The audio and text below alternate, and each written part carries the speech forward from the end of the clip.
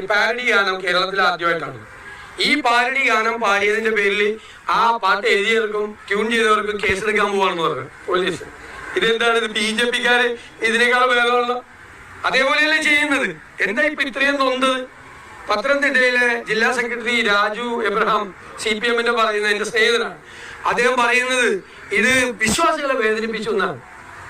ഈ രാജു എബ്രഹാം ആരുടെ തോളിൽ കൈകൊണ്ടാണ് നിൽക്കുന്നത്? വിശ്വാസികളെ വേദനിപ്പിച്ച അയ്യപ്പന്റെ സ്വർണം കവർന്നെടുത്ത് ജയിലിൽ കിടക്കുന്ന പത്മകുമാറിന്റെ തോളിൽ കൈകൊണ്ടാണ് രാജു എബ്രഹാം നിൽക്കുന്നത്. അപ്പൊ അയ്യപ്പന്റെ സ്വർണം കവർന്നതല്ല വിശ്വാസികളെ വേദനിപ്പിച്ചത്. അവർക്കെതിരെ നടപടിയെടുത്തിട്ടില്ല. ഗോവിന്ദന്മാരുടെ നടപടി എടുക്കില്ലെന്നാണ്. വിശ്വാസികൾ വേദനിച്ചത് അയ്യപ്പന്റെ സ്വർണം കവർന്നെടുത്തതിലാണ്. ആ സ്വർണം കവർന്നെടുത്ത ഈ ആളുകളെ CPM സംരക്ഷിക്കുകയാണ്. കാരണം അവര് വേറെ നേതാക്കന്മാരുടെ പേര് പറയാതിരിക്കാൻ വേണ്ടിയിട്ട്. അതാണ്. അതിലെ നടപടി എടുത്താൽ അവർ പാർട്ടിയിൽ നിന്ന് പുറത്തു പോയാൽ അവര്